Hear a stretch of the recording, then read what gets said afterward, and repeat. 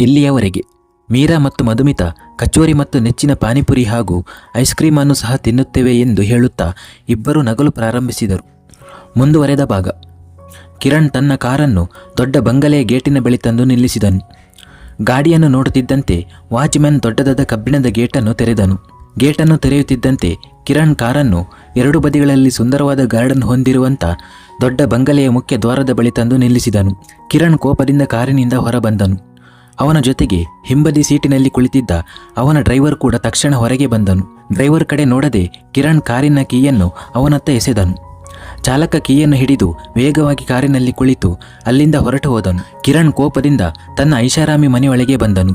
ಅವನ ಮನೆ ದೊಡ್ಡ ಅರಮನೆಯಂತೆ ಕಾಣುತ್ತಿತ್ತು. ಡ್ರಾಯಿಂಗ್ ರೂಮಿನ ಮಧ್ಯದಲ್ಲಿ ದೊಡ್ಡ ದುಬಾರಿ ಸೋಫಾಗಳನ್ನು ಇಡಲಾಗಿತ್ತು. ಇಡೀ ಡ್ರಾಯಿಂಗ್ ರೂಮನ್ನು ದುಬಾರಿ ವರ್ಣಚಿತ್ರಗಳು ಮತ್ತು ಪುರಾತನ ವಸ್ತುಗಳಿಂದ ಅಲಂಕರಿಸಲಾಗಿತ್ತು. ದೊಡ್ಡ ದೊಡ್ಡ ಬೆಳಕಿನ ಗೊಂಚಲುಗಳು ಮತ್ತು ಬಿಳಿ ಬಣ್ಣದ ಪರದೆಗಳು ಮನೆಯ ಅಂದವನ್ನು ಇನ್ನಷ್ಟು ಹೆಚ್ಚಿಸಿತ್ತು. ಅನೇಕ ಸೇವಕರು ಮನೆಯಲ್ಲಿ ಅಲ್ಲಿ ಇಲ್ಲಿ ಕೆಲಸದಲ್ಲಿ ನಿರತರಾಗಿದ್ದರು. ಕಿರಣ್ ಯಾರನ್ನೂ ನೋಡದೆ ಕೋಪದಿಂದ ತನ್ನ ಕೋಣೆಯತ್ತ ಸಾಗತೊಡಗಿದನು. ಡ್ರಾಯಿಂಗ್ ರೂಮಿನ ಮೆಟ್ಟಿಲುಗಳ ಮೂಲಕ ಮೇಲಂತಸ್ತಿನ ತನ್ನ ಕೋಣೆಯನ್ನು ತಲುಪಿದನು. ಅವನ ಕೋಣೆ ಆ ಬಂಗಲೆಯ ಅತ್ಯಂತ ಸುಂದರವಾದ ಕೋಣೆಯಾಗಿತ್ತು. ಕೋಣೆಗೆ ಪ್ರವೇಶಿಸಿದ ತಕ್ಷಣ ಕಿರಣ್ ತನ್ನ ಬಿಗಿಯಾದ ಮುಷ್ಟಿಯನ್ನು ತೆರೆದು 100 ರೂಪಾಯಿ ನೋಟಿನತ್ತ ನೋಡತೊಡಗಿದನು.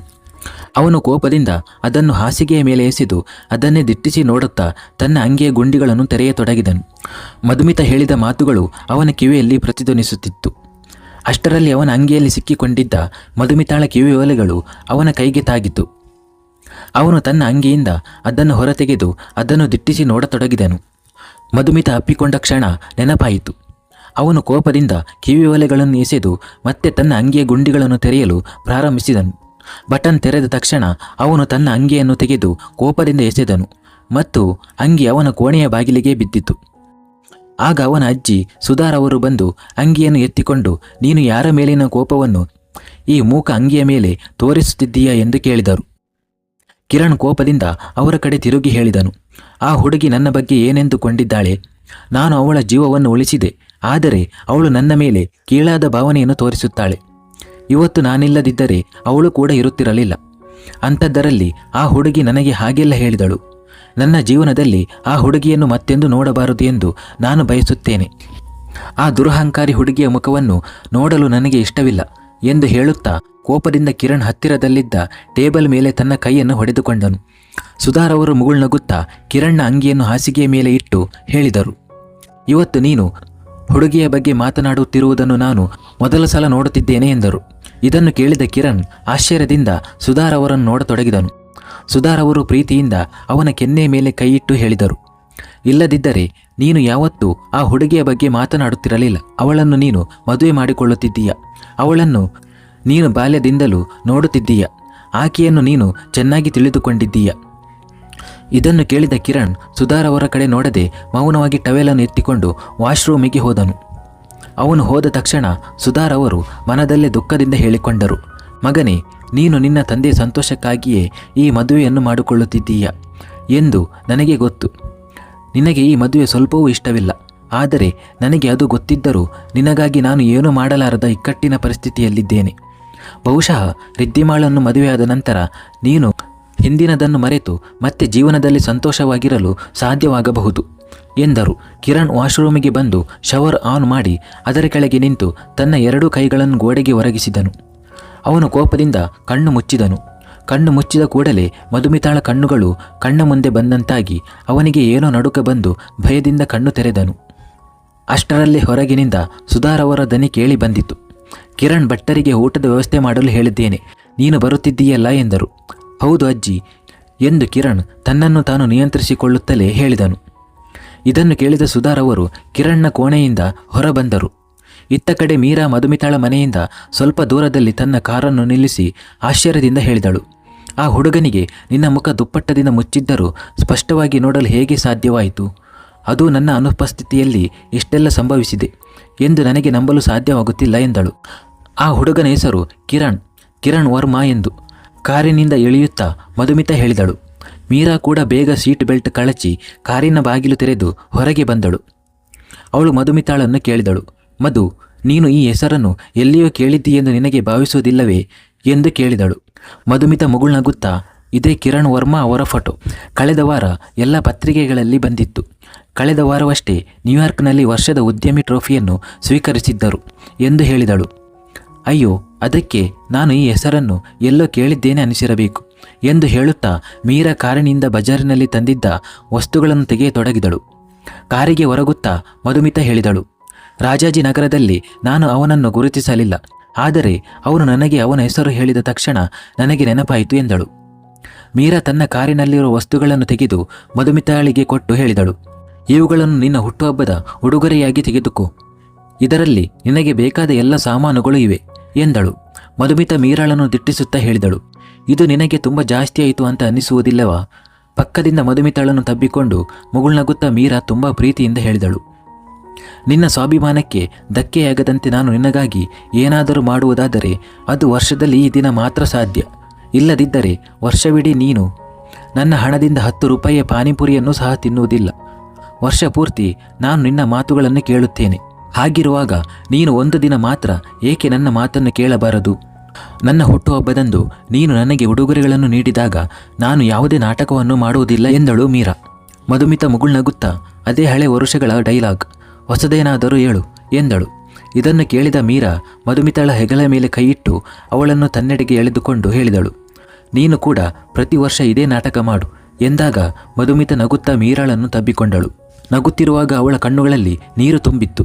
ಅವಳು ಮೀರಾಳನ್ನು ಬಹಳ ಬಿಗಿಯಾಗಿ ಹಿಡಿದುಕೊಂಡು ಹೇಳಿದಳು, ತುಂಬ ಥ್ಯಾಂಕ್ಸ್ ಮೀರಾ, ನೀನು ನನ್ನ ದೊಡ್ಡ ಬೆಂಬಲಿಸುವಂತಹ ವ್ಯಕ್ತಿ ಹಾಗೂ ನನ್ನ ಆತ್ಮಸ್ಥೈರ್ಯ ಕೂಡ. ನೀನು ಇಲ್ಲಿ ಇಲ್ಲದಿದ್ದರೆ ನಾನು ಬಹುಶಃ ಬಹಳ ಹಿಂದೆಯೇ ಬಿಕಾರಿಯಾಗುತ್ತಿದ್ದೆ. ತುಂಬ ಥ್ಯಾಂಕ್ಸ್ ಮೀರಾ, ನನ್ನನ್ನು ನಿನ್ನ ಸ್ನೇಹಿತೆಯನ್ನಾಗಿ ಮಾಡಿಕೊಂಡಿದ್ದಕ್ಕೆ ಎಂದಳು ಮಧುಮಿತಾ. ಅಳುತ್ತಿದ್ದ ಮಧುಮಿತಾಳ ಕಣ್ಣೀರು ಒರೆಸುತ್ತಾ, ನೀನೇ ನನ್ನ ಆಸರೆ. ನೀನಿಲ್ಲದಿದ್ದರೆ ಎಲ್ಲರೂ ಇದ್ದು ನಾನು ಪೂರ್ತಿಯಾಗಿ ಒಂಟಿಯಾಗಿರುತ್ತಿದ್ದೆ. ಹೇಳಿಕೊಳ್ಳಲು ನನ್ನಲ್ಲಿ ಎಲ್ಲವೂ ಇದೆ, ಆದರೂ ಏನೂ ಇಲ್ಲ. ನನ್ನ ಬಳಿ ಸಂಪತ್ತು ಇದೆ, ಆದರೆ ನನ್ನ ತಂದೆ ತಾಯಿಯರ ಪ್ರೀತಿ ಇಲ್ಲ. ಏಕೆಂದರೆ ಅವರಿಗೆ ನನ್ನ ಜೊತೆ ಕಳೆಯೋದಕ್ಕೆ ಸಮಯವಿಲ್ಲ. ಹಣ ಸಂಪಾದಿಸುವ ಭರದಲ್ಲಿ ಒಬ್ಬರನ್ನೊಬ್ಬರು ಮೀರಿಸುವ ಭರಾಟೆಯಲ್ಲಿ ಅವರು ತಮ್ಮ ಏಕೈಕ ಮಗಳನ್ನು ಮರೆತು ಬಿಟ್ಟಿದ್ದಾರೆ. ನನಗೆ ನನ್ನ ಎಲ್ಲ ಸಂಬಂಧಗಳಿಗಿಂತ ನಿನ್ನ ಸ್ನೇಹವೇ ಮುಖ್ಯ ಮಧು. ದಯವಿಟ್ಟು ಅಳುವುದನ್ನು ನಿಲ್ಲಿಸು. ನನ್ನನ್ನು ಅಳುವಂತೆ ಮಾಡಬೇಡ. ಅರ್ಥವಾಯ್ತಾ ಎಂದಳು ಮೀರಾ. ಮಧುಮಿತಾ ಅಳುತ್ತಲೇ ನಗಲು ಶುರು ಮಾಡಿದಳು. ಮೀರಾ ಕೂಡ ನಕ್ಕಿದಳು. ಮೀರಾ ತನ್ನ ಕಾರಿನಿಂದ ಇನ್ನಷ್ಟು ಬ್ಯಾಗುಗಳನ್ನು ತೆಗೆದು ಮಧುಮಿತಾಳಿಗೆ ಕೊಟ್ಟು ಕಾರನ್ನು ಲಾಕ್ ಮಾಡಿದಳು. ಹಾಗೆ ಅವಳು ಹೇಳಿದಳು, ಸರಿಯಾಗಿ ಕೇಳು, ನಾನು ನೋಟ್ಸ್ಗಳನ್ನು ಪಡೆದ ತಕ್ಷಣ ನಾನು ಅವುಗಳನ್ನು ರತನ್ ಹತ್ತಿರ ಕೊಟ್ಟು ನಿನಗೆ ಕಳುಹಿಸುತ್ತೇನೆ. ನೀನು ಆರಾಮವಾಗಿ ಓದು. ಹಾಗೆ ನಾನು ನಿನ್ನ ಸೆಮಿಸ್ಟರ್ನ ಶುಲ್ಕವನ್ನು ಪಾವತಿಸಿದ್ದೇನೆ. ನೀನು ವಿದ್ಯಾರ್ಥಿ ವೇತನವನ್ನು ಪಡೆದರೆ ದಯವಿಟ್ಟು ಅದನ್ನು ನನಗೆ ಬಡ್ಡಿಯೊಂದಿಗೆ ಹಿಂತಿರುಗಿಸು ಎಂದು ಮೀರಾ ಹೇಳಲು ಮಧುಮಿತಾ ನಗಲು ಶುರು ಮಾಡಿದಳು. ನಡಿ ಮಧು, ನಾನು ಈ ಸಾಮಾನುಗಳನ್ನು ನಿನ್ನ ಮನೆಯಲ್ಲಿ ಇಡುತ್ತೇನೆ ಎಂದು ಹೇಳುತ್ತಾ ಮೀರಾ ಮುಂದೆ ನಡೆದಳು. ಮಧುಮಿತಾ ಕೂಡ ಕೈಯಲ್ಲಿ ಬ್ಯಾಗುಗಳನ್ನು ಹಿಡಿದು ನಗುತ್ತಾ ಅವಳ ಹಿಂದೆ ನಡೆಯತೊಡಗಿದಳು. ರಸ್ತೆಯಿಂದ ಬೀದಿಗೆ ಬಂದು ಸ್ವಲ್ಪ ದೂರ ನಡೆದು ಇಬ್ಬರು ಮಧುಮಿತಾಳ ಮನೆಯನ್ನು ತಲುಪಿದರು. ಮಧುಮಿತಾಳ ಮನೆ ತುಂಬ ಚಿಕ್ಕದಾಗಿತ್ತು. ಬಾಗಿಲು ತೆರೆದಿದ್ದರಿಂದ ಬಾಗಿಲು ತಟ್ಟುವ ಅಗತ್ಯವಿರಲಿಲ್ಲ. ಇಬ್ಬರು ನೇರವಾಗಿ ಮನೆಯೊಳಗೆ ಹೋದರು. ಒಳಗೆ ಹೋದ ಕೂಡಲೇ ವೀಲ್ಚೇರ್ ಮೇಲೆ ಕೂತು ನ್ಯೂಸ್ ಪೇಪರ್ ಓದುತ್ತಿದ್ದ ತಂದೆ ಮೋಹನ್ ರವರ ಮೇಲೆ ಮಧುಮಿತಾಳ ಕಣ್ಣು ಬಿತ್ತು. ಮಧುಮಿತಾ ತನ್ನ ಕೈಯಲ್ಲಿದ್ದ ಬ್ಯಾಗುಗಳನ್ನೆಲ್ಲ ಬಾಗಿಲ ಬಳಿ ಇದ್ದ ಕುರ್ಚಿಯ ಮೇಲೆ ಇಟ್ಟಿದ್ದಳು. ತನ್ನ ತಂದೆಯ ಪಾದದ ಬಳಿ ಮೊಣಕಾಲು ಊರಿ ಕುಳಿತು, ಅಪ್ಪ, ನೀವು ಔಷಧಿ ತೆಗೆದುಕೊಂಡಿದ್ದೀರಾ ಎಂದು ಕೇಳಿದಳು. ಮೋಹನ್ ರವರು ಮುಗುಳ್ನಗುತ್ತಾ ಮಧುಮಿತಾಳ ತಲೆಯನ್ನು ನೇವರಿಸುತ್ತಾ, ಜನ್ಮದಿನದ ಶುಭಾಶಯಗಳು ಮಗಳೇ ಎಂದು ಹೇಳಿದರು. ಇದನ್ನು ಕೇಳಿ ಮಧುಮಿತಾಳ ಮುಖದಲ್ಲಿ ನಗು ಮೂಡಿತು ಮತ್ತು ಮೀರಾ ಕೂಡ ನಗಲು ಪ್ರಾರಂಭಿಸಿದಳು. ಮೋಹನ್ ರವರು ಮತ್ತೆ ಹೇಳಿದರು, ಮಗಳೇ, ನಾನು ಬೆಳಿಗ್ಗೆ ಏಳುವ ಮೊದಲೇ ನೀನು ನಿನ್ನ ಕೆಲಸಕ್ಕೆ ಹೊರಟಿದ್ದೀಯ. ಹಾಗಾಗಿ ನಿನಗೆ ಹುಟ್ಟುಹಬ್ಬದ ಶುಭಾಶಯ ಕೋರಲು ಸ್ವಲ್ಪ ತಡವಾಯಿತು ಎಂದರು. ನೋ ಪ್ರಾಬ್ಲಮ್ ಪಪ್ಪ, ನೀವು ವಿಶ್ ಮಾಡಿದ್ರಲ್ವಾ, ಅಷ್ಟು ಸಾಕು ನನಗೆ. ಇದು ತುಂಬ ಆಯಿತು, ಥ್ಯಾಂಕ್ ಯು. ಮಧುಮಿತಾ ತನ್ನ ತಂದೆಯ ಮೊಣಕಾಲಿನ ಮೇಲೆ ಕೈಯಿಟ್ಟು ಹೇಳಿದಳು. ಮೋಹನ್ ರವರು ಮುಗುಳ್ನಗುತ್ತಾ ಮೀರಾಳನ್ನು ನೋಡಿ ಹೇಳಿದರು, ಮೀರಾ, ಯಾಕೆ ನಿಂತಿದ್ದೀಯಾ ಮಗಳೇ, ಬಾ ಕೂತ್ಕೋ ಎಂದು. ಮೀರಾ ಮುಗುಳ್ನಗುತ್ತಾ ಹೇಳಿದಳು, ಇಲ್ಲ ಅಂಕಲ್, ನಾನು ಈಗಲೇ ಹೊರಡಬೇಕು. ಮಧುವನ್ನು ಡ್ರಾಪ್ ಮಾಡಲು ಬಂದಿದ್ದೆ ಎಂದಳು. ಇಲ್ಲ ಮಗಳೇ, ಟೀ ಕುಡಿದು ಹೋಗು. ಇಷ್ಟು ಹೇಳಿದ ಮೇಲೆ ಮೋಹನ್ ರವರು ಮಧುಮಿತಾಗೆ ಹೇಳಿದರು, ಮಧು, ಹೋಗು ಮಗಳೇ, ದಯವಿಟ್ಟು ಮೀರಾಗೆ ಚಹಾ ಮಾಡು. ಮಧುಮಿತಾ ಎದ್ದು ಅಡುಗೆ ಮನೆಯ ಕಡೆಗೆ ಹೋಗುತ್ತಿದ್ದಾಗ ಮೀರಾ ಅವಳ ತೋಳು ಹಿಡಿದು ಮೋಹನ್ ರವರಿಗೆ ಹೇಳಿದಳು, ಅಂಕಲ್, ನಾವಿಬ್ಬರು ಇವತ್ತು ತುಂಬ ತಿಂದಿದ್ದೇವೆ. ನನಗಷ್ಟೇ ಅಲ್ಲ, ಮಧುಮಿತಾಗೂ ಕೂಡ 1 ಕಪ್ ಚಹಾ ಕುಡಿಯೋದಕ್ಕೆ ಹೊಟ್ಟೆಯಲ್ಲಿ ಜಾಗವಿಲ್ಲ. ಆದ್ದರಿಂದ ಇಂದಿನ ಚಹಾವನ್ನು ನಾನು ಮತ್ತೆ ಯಾವತ್ತಾದರೂ ಬಂದು ಕುಡಿಯುತ್ತೇನೆ ಎಂದು ಹೇಳಿದಾಗ ಮೋಹನ್ ರವರು ನಗತೊಡಗಿದರು. ಮಧುಮಿತಾಳ ಕೈ ಹಿಡಿದು ತನ್ನ ರೂಮಿನ ಕಡೆಗೆ ಕರೆದುಕೊಂಡು ಹೋಗುತ್ತಾ ಮೀರಾ ಹೇಳಿದಳು, ಬಾ, ಇವುಗಳನ್ನು ನಿನ್ನ ರೂಮಿನಲ್ಲಿ ಇಡುತ್ತೇನೆ ಎಂದು ಹೇಳುತ್ತಾ ಇಬ್ಬರು ಬ್ಯಾಗುಗಳನ್ನೆಲ್ಲ ತೆಗೆದುಕೊಂಡು ಮಧುಮಿತಾಳ ರೂಮಿಗೆ ಬಂದರು. ಒಳಗೆ ಬಂದವಳೆ ಮೀರಾ ಮಧುಮಿತಾಳ ರೂಮಿನ ಬಾಗಿಲು ಮುಚ್ಚಿ ಲಗೇಜಿನಿಂದ ಪ್ಯಾಕೆಟ್ ಎತ್ತಿಕೊಂಡು ಮಧುಮಿತಾಳಿಗೆ ಕೊಟ್ಟು ಓಪನ್ ಮಾಡು ಎಂದು ಹೇಳಿದಳು. ಮಧುಮಿತಾ ಮೀರಾ ಕಡೆ ನೋಡುತ್ತಾ ಪ್ಯಾಕೆಟ್ ಓಪನ್ ಮಾಡಿದಳು. ಪ್ಯಾಕೆಟ್ನಲ್ಲಿ ಸುಂದರವಾದ ಕಪ್ಪು ಬಣ್ಣದ ಡ್ರೆಸ್ ಇತ್ತು. ಮಧುಮಿತಾ ಆಶ್ಚರ್ಯದಿಂದ ಅದನ್ನೇ ನೋಡತೊಡಗಿದಳು. ಮೀರಾ ಡ್ರೆಸ್ ಎತ್ತಿಕೊಂಡು ಮಧುಮಿತಾಳ ಕೈ ಹಿಡಿದು ಕನ್ನಡಿಯ ಮುಂದೆ ನಿಲ್ಲಿಸಿದಳು. ಮಧುಮಿತಾಗೆ ಆ ಡ್ರೆಸ್ಸನ್ನು ಹಾಕುತ್ತಾ ನಿನಗೆ ಇಷ್ಟವಾಯಿತಾ ಎಂದು ಕೇಳಿದಳು. ವಾವ್, ಹಾಗಾದರೆ ನೀನು ಕಾರು ಪಾರ್ಕ್ ಮಾಡಲು ಹೋಗಲಿಲ್ಲ, ಇದನ್ನು ತೆಗೆದುಕೊಳ್ಳಲು ಹೋಗಿದ್ದೀಯಾ? ಮಧು ತನ್ನನ್ನು ಕನ್ನಡಿಯಲ್ಲಿ ನೋಡುತ್ತಾ ಹೇಳಿದಳು. ಅವಳ ಮಾತಿಗೆ ಮೀರಾ ಏನನ್ನೂ ಉತ್ತರಿಸಲಿಲ್ಲ. ಮಧುಮಿತಾ ಮುಗುಳ್ನಗುತ್ತಾ, ಇದು ತುಂಬ ಚೆನ್ನಾಗಿದೆ, ಆದರೆ ಇದನ್ನು ಧರಿಸಿ ನಾನು ಎಲ್ಲಿಗೆ ಹೋಗಬೇಕಾಗಿದೆ ಎಂದು ಹೇಳಿದಳು. ಮೀರಾ ಮಧುಮಿತಾಳ ಕೈಯಿಂದ ಡ್ರೆಸ್ಸನ್ನು ತೆಗೆದುಕೊಂಡು ಅದನ್ನು ಮಡಚಿ ಹಾಸಿಗೆಯ ಮೇಲೆ ಇಡುತ್ತಾ ಸಮಯ ಬಂದಾಗ ನಿನಗೆ ತಿಳಿಯುತ್ತದೆ ಎಂದು ಹೇಳಿದಳು.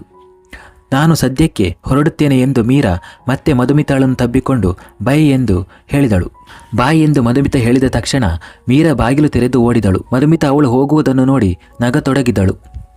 ಮೀರಾ ಉಡುಗೊರೆಯಾಗಿ ನೀಡಿದ ಡ್ರೆಸ್ಸನ್ನು ಕಬೋರ್ಡ್ನಲ್ಲಿ ಇಟ್ಟುಕೊಂಡು ಹಾಸಿಗೆಯ ಮೇಲೆ ಕುಳಿತು ಇತರ ವಸ್ತುಗಳನ್ನು ನೋಡತೊಡಗಿದಳು.